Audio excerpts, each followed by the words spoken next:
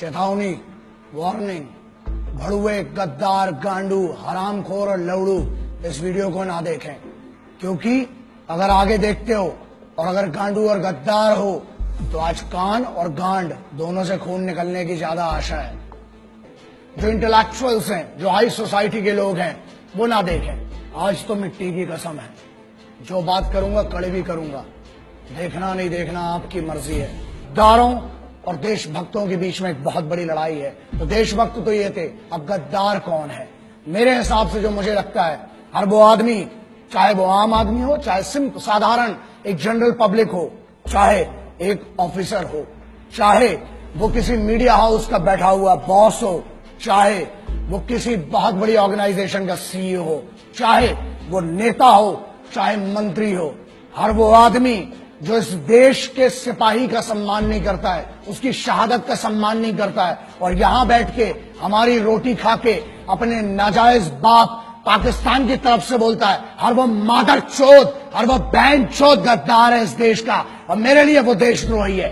बड़े बड़े जो इंटेलेक्चुअल्स बैठते हैं चैनल पे, और वो भी आदमी, गद्दार कौन है बे? जो यहाँ की फैसिलिटी चाहिए, एजुकेशन यहाँ की चाहिए, हमारा टैक्स पर एक भारत के आम जो नॉर्मल बंदा है, जो मेहनत करता है, मिडिल क्लास का आदमी, उसके टैक्स पर तुमको पढ़ाई चाहिए और तुम उसके बाद चैनल्स पर बैठ के बहरान बानी जैसे मादर चोदों को, टेररिस्ट एक नहीं जितने आएंगे बहन चोद गांड में घुसड़ देंगे, उतनों को मारेंगे मादर चोदों को। समझ में आए बे? उनको जो बैठ के बताते मासूम लोग थे, बहन चोदों पता क्या है तुमको कश्मीर के बारे में बे? अंदर की कंडीशन पता है तुमको? जो गुमराह करते हैं इस देश के बच्चों को, उनको स्कूल कॉलेजेस नहीं जाने देते और अपने लौंडों को विदेश में पढ़ाते हैं। मेरे लिए हर वो मादरचोद, हर वो आदमी गद्दार है जो यहां बैठकर यहाँ की रोटी खाकर, चाहे कहीं पर भी बैठे, किसी भी लेवल का हो, चाहे अंग्रेजी में बोले चाहे हिंदी में बोले, जो भी पाकिस्तान की इस हरकत का और मेरे उन भाइयों को सोते हुए मारा जिन मादरचोदों ने, उनकी तारीफ करने वाला वो हर आदमी गद्दार और मादरचोद इस देश का राष्ट्रद्रोही है, गद्दार है, बहनचोद। मैं हमेशा कहता हूं, और मैं ऑपरेशंस जो थे मैं उसके बारे में बात नहीं करना चाहता था। कोई भी ऑनगोइंग ऑपरेशन है, ठीक है, वॉर है, if it is a war zone then there is no problem. तुम हमारे मारोगे, हम तुम्हारे मारेंगे, इक्वालिटी है, युद्ध है। लेकिन यहां पहली बार था कि युद्ध के नियम तोड़े गए, इसलिए बात करना पड़ेगी आज। यार सोते में तुमने हमला किया और सामने से मारो ना बे। तुम्हारी भी इज्जत है, तुम भी सिपाही थे, बहुत पहले इसकी इज्जत कर ली। टेररिस्ट की इज्जत नहीं, सिपाही होते एज अ सोल्जर। मैंने पिछले वीडियो में कहा कि मैं इज्जत करता हूं किसी भी देश का सिपाही हो। अबे तुम क्या बात करते हो बे? तुम तो मुर्दे नहीं अपनाते हो। हमने फिर भी इज्जत की, बोला, तुम्हारी तारीफ की, सबकी तारीफ की, लेकिन अब युद्ध के नियम टूट चुके थे। लाखों ईमेल आए हैं, 7 लाख से ऊपर ईमेल हैं। पूरी टीम पागल हो चुकी है जब से हमला हुआ है कि सर अब कुछ बोलना पड़ेगा। और आज बोलना इसलिए जरूरी है क्योंकि जवाब देना पड़ेगा कुछ बड़ुओं को। अब पता नहीं इनको क्या बोलूं, समझ में नहीं आता, क्योंकि एक वीडियो में मुझसे गलती हुई थी, मैंने कुत्ता बोल दिया था एक आदमी को। उस भड़ुए को कुत्ता बोल के ना मुझे गम हुआ, क्योंकि जब मैंने घर जाके अपने वो 2 शेर देखे ना, कुत्ते देखे, जब घर के देखे वो बच्चे, तब लगा कि यार कुत्ते से तो वफादार कोई होता ही नहीं है।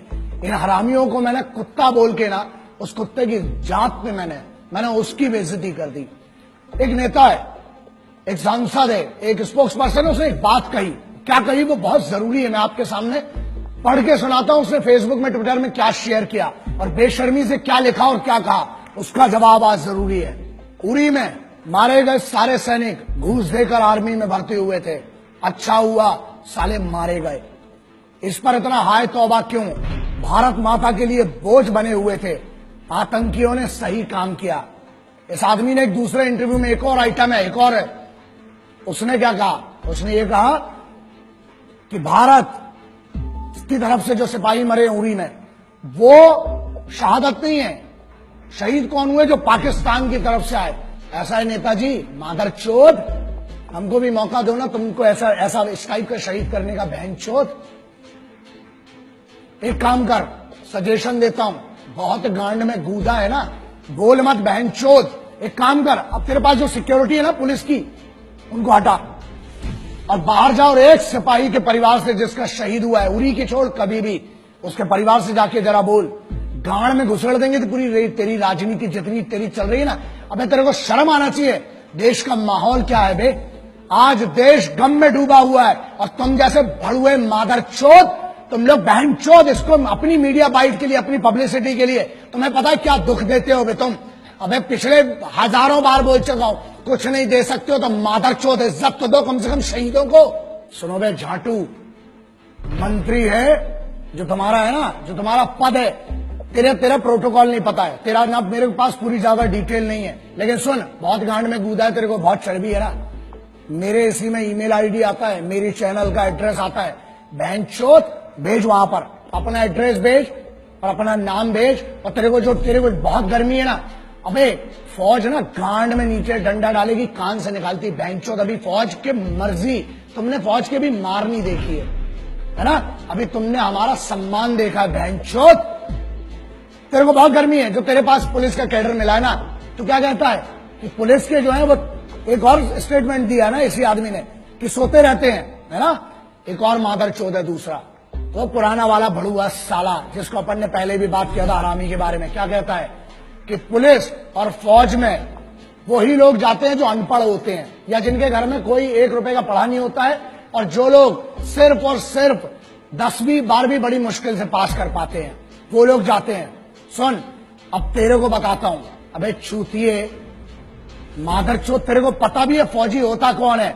भारत का राष्ट्रपति, भारत का राष्ट्रपति भवन, हर राज्य का मुख्यमंत्री भवन, हर राज्य का सांसद, पार्षद, विधायक, हर राज्य का डेमोक्रेटिक जितना भी बड़ा आदमी हो, हर राज्य का संविधान, मतलब सुप्रीम कोर्ट हो चाहे हाई कोर्ट हो, उसकी सुरक्षा में हर चौक पे खड़ा हुआ एक पुलिस का सिपाही, हर बड़े एस्टेब्लिशमेंट के सामने संतरी बन के खड़ा हुआ एक सिपाही। अबे तेरी औकात नहीं बहनचोद कि तू उनके बराबर का बन सके। वो इस देश को चलाते हैं।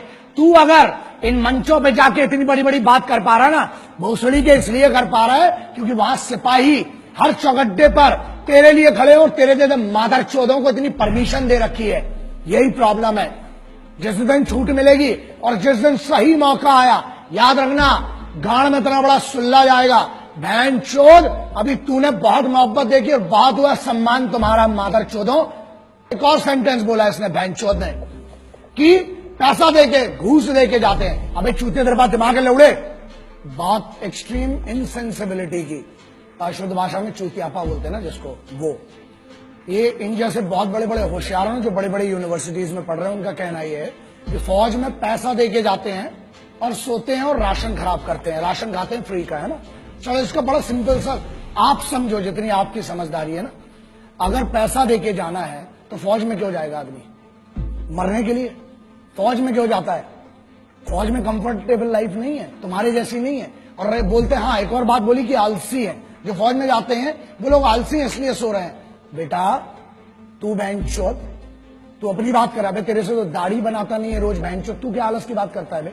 एक जगह पे 15 साल से डले हुए हैं तुम जैसे भड़ुए, इस देश का राशन खा रहे हो, हमारा टैक्स खा रहे हो, हमारी हर चीज खा रहे हो, उसके बाद बोलते हो बड़ा नेता और यूनियन वाले। बड़ी बात है, तुम जैसे बड़े पदों पे भी जा सकते हैं, लेकिन हमारे लिए पद मैटर नहीं करता बे।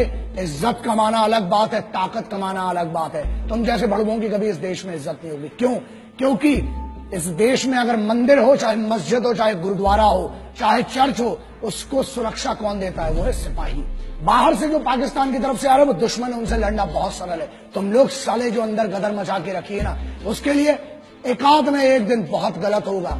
मैं बहुत कोशिश कर रहा हूं, प्रयास कर रहा हूं कि बचा रहूं, गुस्से में ना आऊं, लेकिन अब लगता है कि अब कुछ ना कुछ, और जिस दिन होगा उस दिन पब्लिकली और बहुत गंदा होगा तुम्हारे साथ।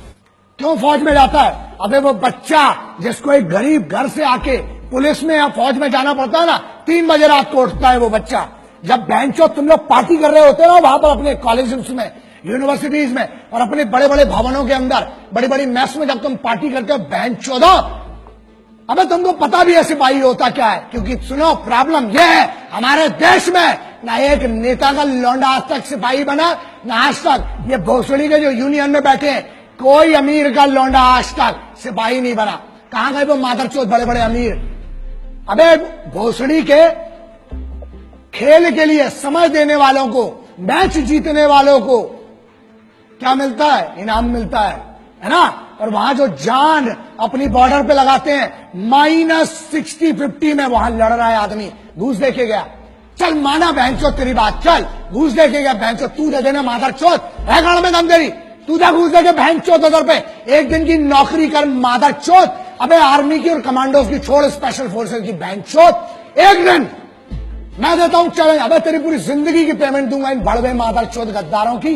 जा एक दिन ट्रैफिक पुलिस का काम करके देख मादरचोद, धूप में वहां खड़े होकर देख, पानी में खड़ा होकर देख, मुंबई पुलिस हो चाहे दिल्ली पुलिस हो चाहे हरियाणा हो चाहे उत्तर प्रदेश हो, एक पुलिस के सिपाही का काम करके देख, फौज की तो बहुत दूर की बात है, तेरी गांड में इतनी दम रही है बहनचोद। और सुन, ये बात क्लियर सुन ले, आज तुम जैसे मादरचोदों को अगर मार के जेल जाना पड़ा, 14 साल मंजूर है बहनचोद। जिस दिन मेरे सामने पड़े ना मादरचोद, मारूंगा, लेकिन एक बात पक्की है, पब्लिकली मारूंगा, अकेले कभी नहीं मारूंगा, क्योंकि तुम जैसे आगे और पैदा ना हो बहनचोद। अबे मुझे तो शर्म आती है, माफ करना, जिसने तेरे को पैदा किया ना मां, मुझे माफ कर दे, तेरे को भी नहीं पता था कि ऐसी मादरचोद औलाद पैदा करोगी मां आप।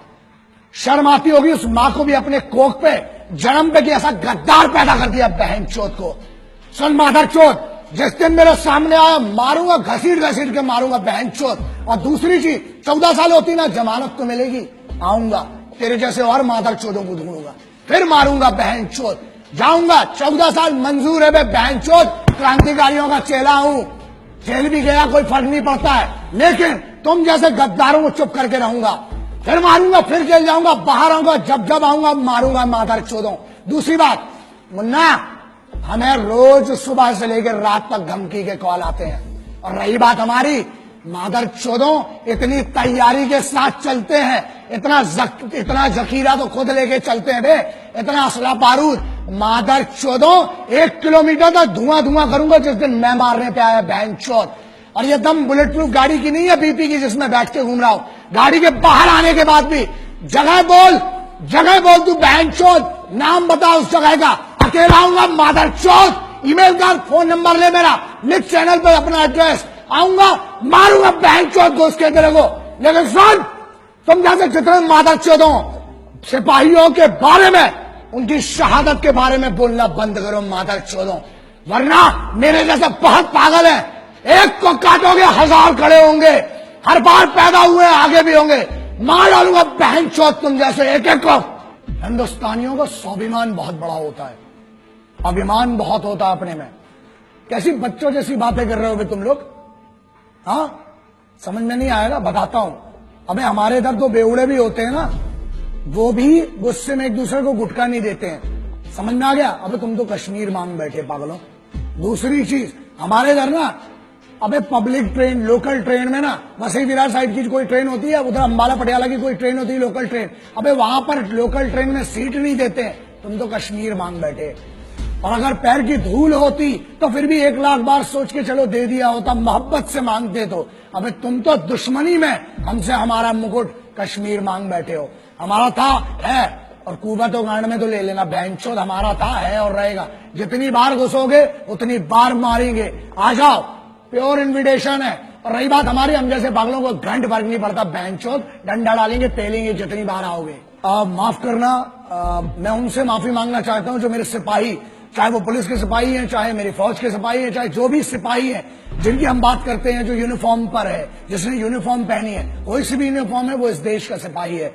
अगर इन गद्दारों को मैं जवाब नहीं दे पाया हूं ढंग से, या इनके सम्मान में कोई कमी रह गई है, तो मैं आपको वादा करता हूं, एक कमांडो वचन, एक सिपाही वचन है, जहां मिलूंगा, जब मिलूंगा, आपकी तरफ से अलग से इनकी गांड में डंडा करूंगा, अलग से मारूंगा बहनचोदों को।